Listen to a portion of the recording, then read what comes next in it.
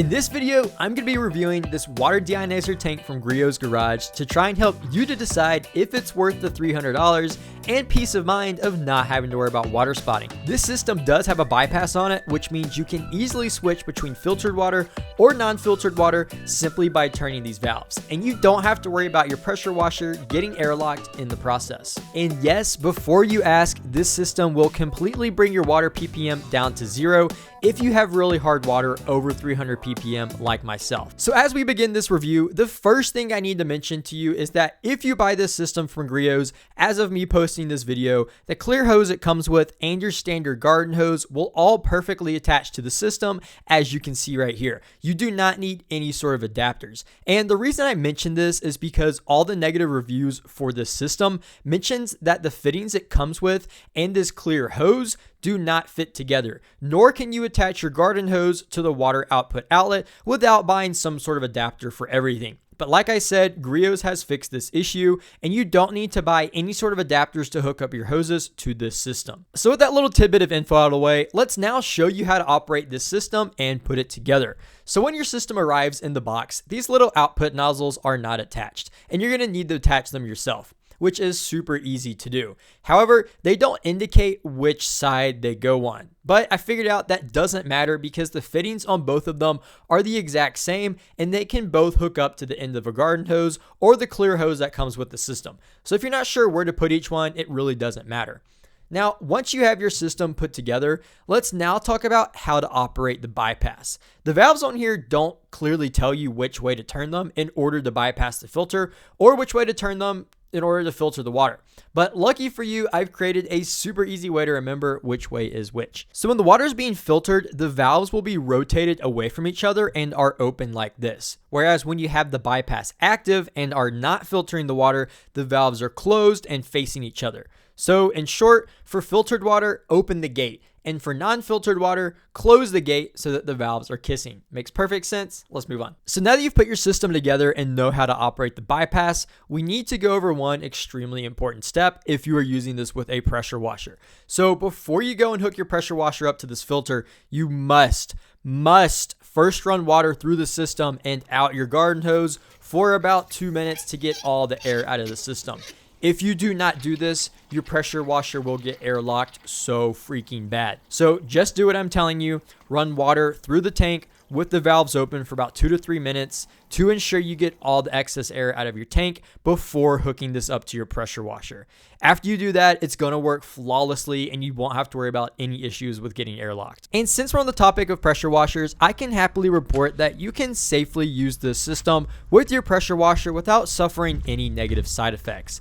Absolutely no issues as long as you first purge the system of air. After you have initially purged the system of air, the tank will be full of water, and when you switch between filtered and non-filtered water during your wash, it does not result in any airlocking whatsoever, as you can see right here. Now, it is important to note that when you turn the valves to go from non-filtered to filtered water, you will need to run water through your hose line to purge out all the dirty water before you get the filtered water. You don't just instantly get spot-free water when opening up the filter.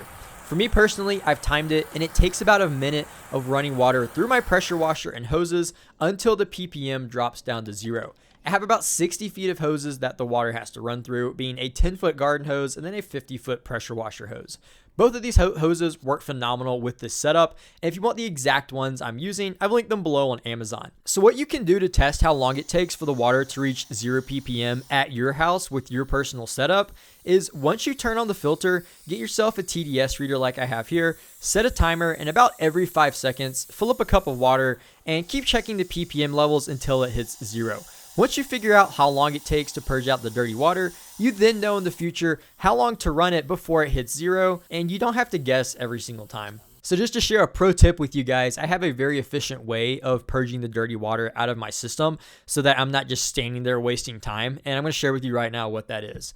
So after I foam the last panel of my car and am going in for the contact wash with my mitt, I will leave the pressure washer gun on with my pressure washer turned off so that it's spraying out all that dirty water, making room for the filtered water so that as soon as I finish washing that last panel on my car, I haven't wasted any time and I've got the filtered water ready to go. So like I said, it takes about a minute for my system to purge out the dirty water, and I've timed it. It also takes me about a minute to clean the last panel of my car. And I know what you're thinking right now, dude, where in the heck did you get a trigger locking pressure washer gun? Because that's freaking genius. And I know, right? And I'm glad you asked, because I've dropped a link in the video description below. It's called the Ridgeline Ridge Washer Pressure Washer Gun, and you should definitely go pick one up for yourself. It is a serious game changer, especially when using a water deionizers tank. Once I've rinsed off the car with the deionized water, I do like to blow off the excess using my Ego 765 leaf blower, just so that the car isn't absolutely soaked and to help it dry a little bit quicker. You theoretically don't need to dry the car at all after rinsing it with the deionized water, because that's kind of the whole point of it. You can just let it evaporate on the car and it won't leave water spots, like I showed here in this time lapse. But like I said, I personally just don't like leaving the car soaked and prefer to blow off that excess water. Okay, so next I wanted to talk about whether or not this system actually brings your water hardness down to 0, as well as how long you can expect the resin in this tank to last you. So as I stated at the beginning of the video, with having a water ppm of around 300, which is really hard water, it does bring it down to 0 as advertised, which is fantastic. And in order to measure your own water hardness, you need something called a TDS reader. I highly recommend getting one of these, because without one, first off, you won't know what your water hardness is at, and second, you won't know when your system is no longer filtering the water effectively. I've put a link in the description below for the exact one I'm using, and I find it to be pretty accurate. So this now leads me into my next topic of discussion, which is how long will this system last you? Griots provides this handy dandy little chart right here showing that the harder your water is, the less gallons of water it will filter. So because my water is around 300 ppm, I assume I'll get around 250 or so gallons from the 13 pounds of resin in this tank. But I did want to point out, it's saying that this expected yield is based on a flow rate of 4 gallons per minute. So if you're using an electric pressure washer that has a flow rate of 2 gallons per minute, then you could essentially double the expected yield of gallons of water that this tank of resin could give you. So if you have a lower ppm where you live, this tank will give you a lot more filtered water before needing to be replaced, and will likely last you well over a year. But if you're someone like me with really hard water, it's going to run out much faster. But there is good news, because the tank is refillable and you can buy replacement resin directly from Griots for $100. And since we're on the topic of resin, I did want to point out that, like a bag of Lay's potato chips, this tank only comes about half full with resin, as you can see right here from the dark clumping inside the tank. So if you really wanted to, you could fill this tank up with even more resin, which would give you even more filtered water before needing to replace it. Now, if you think this whole water deionizers tank thing is just a total waste of money, do take into consideration that you're only supposed to use the filtered water from the tank when doing your final rinse. And if you're using a pressure washer like I am here that has a water output of 2 gallons per minute, that's a very small amount of water each wash. I timed myself rinsing off my wife's medium-sized SUV, which is a Santa Fe, and it took about 3.5 minutes to completely rinse the car off with the filtered water. So at 2 gallons per minute and requiring about 3.5 minutes to rinse off the car, that's about 6-7 gallons of filtered water each time I wash my car. And that's again for an SUV. So if you have a smaller car, you'll likely be using even less water. So the cost of running this, if you have really hard water like myself, will essentially be $100 every 6 months to a year, depending on how much you use it.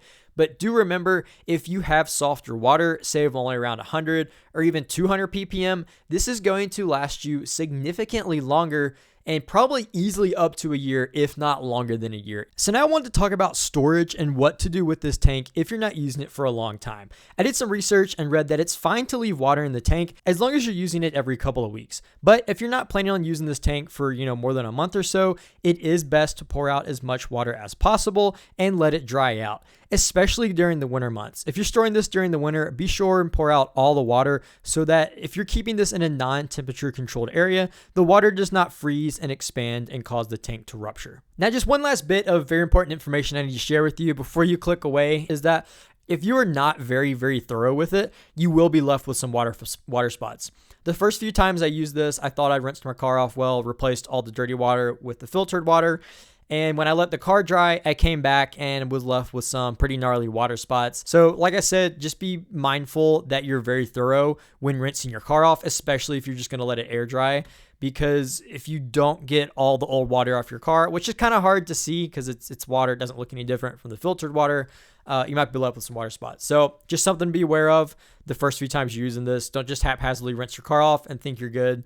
Make sure you're very thorough with it and replace all the water on your vehicle. So at the end of the day, is it worth the $300 investment to buy this system and then potentially $100, $200 a year to replace the resin and keep it working properly? That's something for you to decide, but me personally, I do find it worth the investment because where I live, it is just so daggum dry that no matter what I do, I just cannot dry the car fast enough without getting water spots somewhere on the vehicle. So again, to me, I think it is absolutely worth every penny and my sanity of not stressing over water spots each time I wash my car. I consider something like this to be a luxury car washing product. It's not something that you necessarily need, and it's extremely expensive to run and operate.